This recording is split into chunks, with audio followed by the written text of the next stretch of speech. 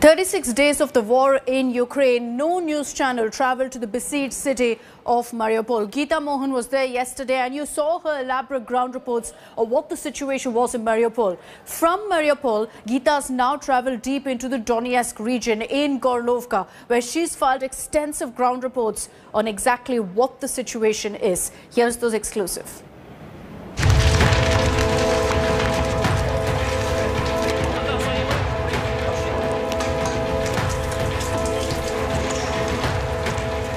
A city in ruins, out of food, out of water, out of electricity. India today is in Gorlovka, a city near Donetsk Oblast in eastern Ukraine. The war trail has taken us from Donetsk to Mariupol to Gorlovka.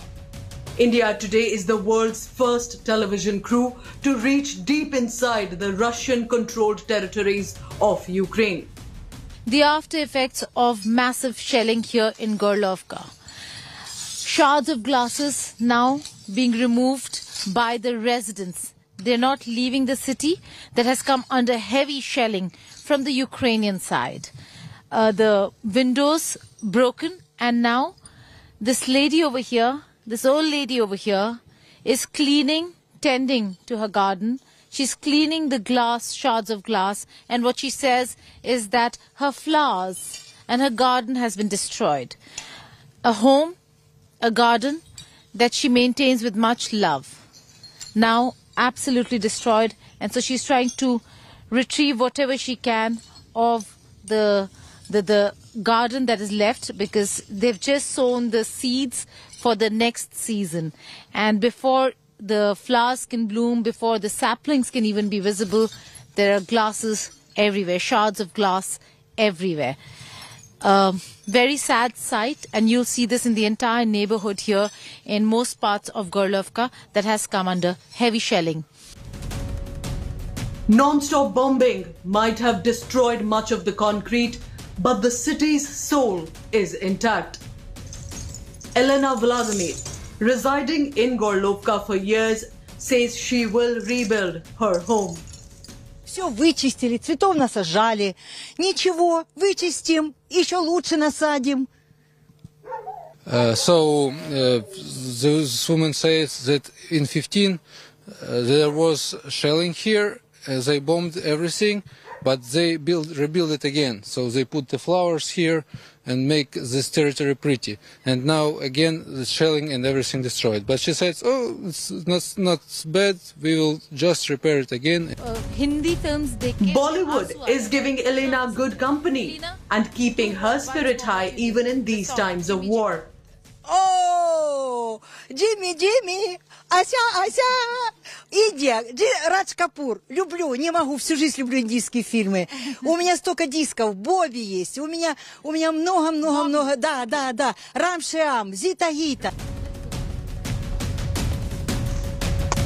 Свет бывает, тоже как бы, если сильный обстрел. This is Olha's house. She does not want to show her face because she has relatives in Ukraine as well. So it could be a security issue for her family members on the other side. But she's here. This is her house, which was destroyed. You're seeing new bricks because they're rebuilding. That's how resilient this town has been of Gorlovka, because they've been suffering this for a while.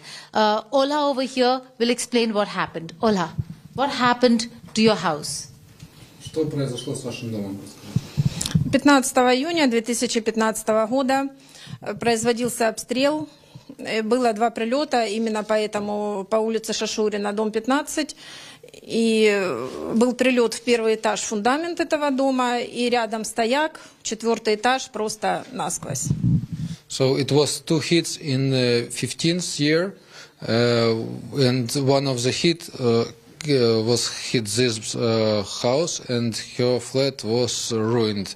Door was out, and it was impossible to live here after that shell. Right.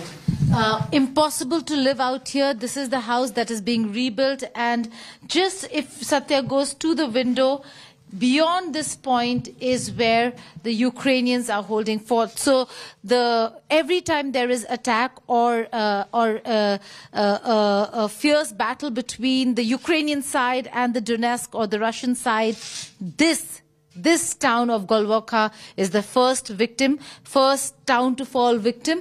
And this building, this neighborhood is the one that suffers the most. I'll take you outside to show exactly how the situation is outside also. If you come out over here, the buildings are absolutely dilapidated because they have been suffering this kind of shelling since 2014. And while the people still continue to live, right now, because the situation is so bad, the neighborhood is almost empty. There are older people, some younger lot who are still here, but playground over there, absolutely abandoned. Children do not come out. Some of them do come out if they're here and play amid the sounds of explosions, of shelling. So these are unreal times for people of Gorlovka, but also an entire community over here that has been witnessing the fiercest battle between Ukraine and Russia, between Ukraine and Donbass. Work Notoretske is where Russian control ends. 1 kilometer from here, Ukrainians are holding fort. This is Verkhnitskoye, where the Russians have taken control. This was Ukrainian territory, but now this has come under Russian control. The village over there absolutely destroyed because of the continuous shelling from both sides. Villagers have fled. Some of them continue to stay here, but most of them have fled. That's continuous shelling going on. And where we are right now is where the injured are being brought to the Russian camp. Camouflaged nets. You can see that to ensure that this house, this little house that they've taken up, is not destroyed. Now we're going in to show you exactly what they're medics. They're military medics, medical team of the Russian military force, and they have an emergency operation or a operation theater where they are performing whatever rudimentary surgeries or procedures that can be performed. This is also the first aid center where first aid is provided to those who are injured in the attacks. And the ones who really require major medical help are taken by the medical vans to Gorlovka. Alex, if I could speak to the officers here as to what the situation is and when did they take control of this village? Скажите, когда мы получили контроль над этим поселком? Окончательный контроль над этим поселком я не могу вам ответить. Мы сюда зашли 4 дня назад. Именно медицина. Естественно, вы понимаете, что медики заходят тогда, когда фронт продлевается хотя бы на 6 километров вперед. So they got here 4 days ago, and this is a medical group. So they standing behind the forward forces. The post. Just behind the post is where they are. How many injured approximately have they taken out and evacuated from here? Сколько раненых было эвакуировано отсюда? Отсюда, в полном счете я вам за эти дни не могу сказать, но сегодня, буквально сегодня у нас было около 9 раненых и 2 убитых. It was 9 injured and 2 killed today here. 9 injured, 2 killed only today, but this is an operation that is ongoing and continuing. So we will bring you all the reports from the forward posts over here, but this is the last position, the latest one that the Russian forces have taken control of. This was under Ukrainian control. Now the Russians have taken control of this area, and it seems like the villages over there are absolutely destroyed, but people not willing to leave. As Russian forces press ahead, it is meeting resistance from the Ukrainians. The theater of war has shifted from Kyiv to eastern Ukraine. This is the last post where the Russians now have taken control. This was on the Ukrainian side, Verkhnitskoye, where the Ukrainians had control. Now it is absolutely under Russian control. The village absolutely destroyed. We're being told there are only 30 civilians who are still there over here, most of them old who do not want to leave, but only 30. The rest have fled to safety either on that side or this side. Shelling ongoing from both sides, trying to regain control when it comes to the Ukrainian sides, trying to keep control when it comes to the Russian sides. Mortar shelling visible in all houses that are absolutely destroyed. There was a mortar shell that fell on this house as well, where we are standing right now. But it seems like this is going to continue because this is the last position for the Russian side, a critical one at that. In areas where Russian forces have taken control, it has confiscated machine guns and ammunition from the defeated Ukrainians. This is one of the homes where the Ukrainian forces had placed their machine gun. You can see the remnants, the pellets over here, and the action here on the door. So there are a few homes over here which were being used by the Ukrainian forces to base themselves out of, and the action against Russian forces were being carried out from these very places. So some of the homes over here had a huge stash of ammo, and that ammunition has been confiscated by the Russian side while the Ukrainian forces withdrew and went back to the positions that they're in now. A lot has been said about the Ukrainian love for their motherland and their resolve. The same holds true for the Russian troops. India today met a soldier couple in the war zone. They have left their 5-year-old baby at home to fight what many are calling Vladimir Putin's war. On the front lines, fighting with the forces to take as much territory as they can. They're ensuring a DPR Russia win, and we'll have to wait and see how the Ukrainians react. There are young couples, young forces, young women fighting the forces on the other side as well. But this is a young couple fighting from this side. Tanks moving to the front line over here. We've seen this continuous action, continuous movement of tanks that have been moving from Gorlovka and other areas up to the front line. This village now has been taken and is under Russian control. Those are Russian military personnel and forces who are now moving to the front as and when they require more ammunition, more backup, more support. You'd see this road being used to go up to the front. Russia is sending reinforcements, including T-64 tanks, to the region.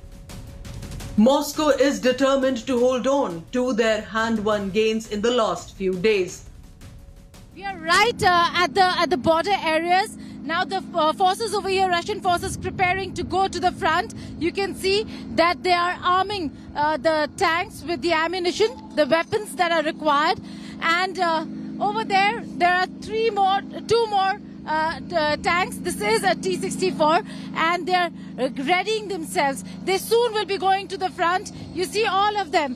They were taking a break, and now the forces over here moving ahead. There you can see they're all going. They're all going to the front line. This is an area in Gorlovka. We are again being told not to disclose locations, so can't show the buildings around. Satya is keeping it very specific to the tanks that are here and will be in motion very soon. They are going to go to the villages that have been captured where we were reporting from. The commander who's commanding this convoy of tanks, Sergeant Ilya. Sergeant Ilya, thank you for speaking with India Today and Aaj Tak. Where are you headed? We see you're preparing. Where are you headed right now? Don't want details, but just about the fact that the border areas that they're trying to capture. Не нужны детали, но скажите, куда вы направляетесь, то есть какие у вас примерно задачи стоят, то, что можно сказать. Задачи стоят на Новобахмутовку, отбить сейчас, как бы вернуть ее нам, то, что нам положено, и нашу территорию. So they going to Novobakhmutovka village, which is in the territory of Donetsk People's Republic. It must be so. So they're gathering to take it back now. What are the challenges that they're facing as forces? Are there any challenges that they're facing? Какими проблемами вы встречаетесь как подразделение? Проблемы со стороны Украины? Ну, вообще, то есть какие у вас... Operational challenges. Да, технические какие трудности, то есть как это... Технические трудности, да, в принципе, никаких, только машинки старые, уже уставшие. Приходится их самим заниматься, их там подкручивать, там всякие патрубки, ну, со временем уже стали протираться и так далее, то есть... So the only problem they meet is the old technique, and they need to repair it seldom. Because these are the T-64s and not the T-90s, which are the latest tanks of the Russian forces.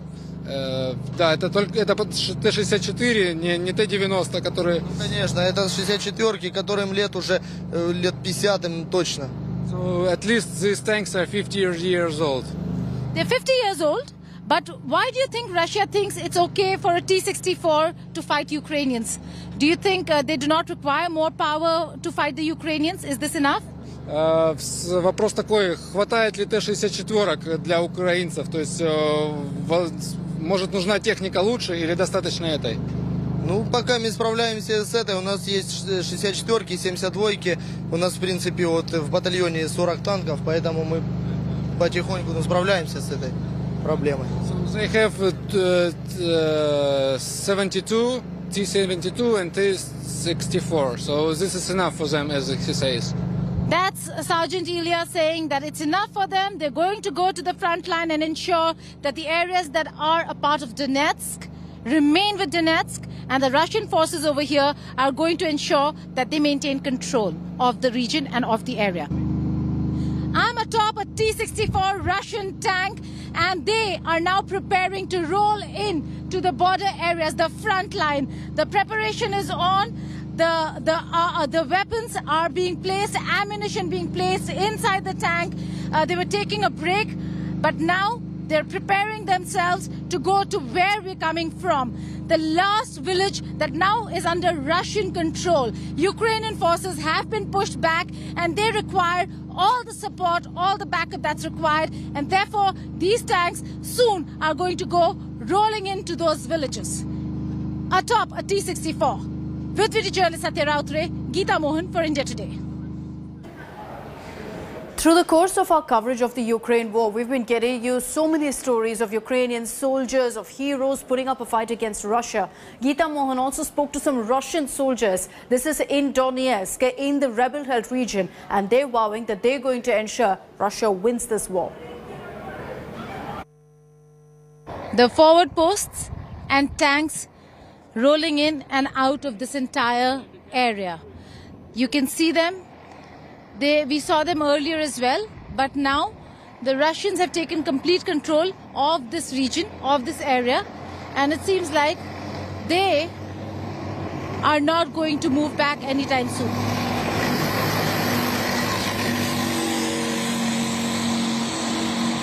A soldier on the front line, he was here when this village was taken. Please ask him how was this what was the situation over here when they came in, and how did they take control? Какая была ситуация, когда вы заходили, и как мы получили контроль над этим поселением? Заходили тяжело, заходили наши бойцы с боем, постепенно вытавливая украинских военных с позиций. Они занимали позиции не только в укрепрайонах, но и в таких жилых домах. Вот мы наблюдали непосредственно вот здесь, вот пулеметное гнездо было. Они занимали крупные моменты такие инфраструктуры, как школы, детские сады, устраивали прямо там укрепрайоны. Они, в принципе, ведут бой таким образом, как террористическая группировка. Они прикрываются местными жителями, объектами инфраструктуры. Ну, у этих людей нет ничего святого. То есть даже медицинский транспорт, который выезжал с позиции, вывозя раненых, подвергался обстрелу со стороны украинских военнослужащих. Поэтому передвигаться на позицию вам, как журналистам, не есть безопасно. Они не So he said it's forbidden to go to a front line because it's too dangerous. Ukrainians was holding here on the positions which were built by them. Also, they used flats of local people, their houses. their houses for their positions. He said they're using tactics of like terrorist tactics. So they also shooting first. Their targets is medical vehicles, medical vehicles which moving or medics. Here they were getting here hard way, street by street. They were taking. Ukrainians tried to take some territory back, but now the territory is under our control.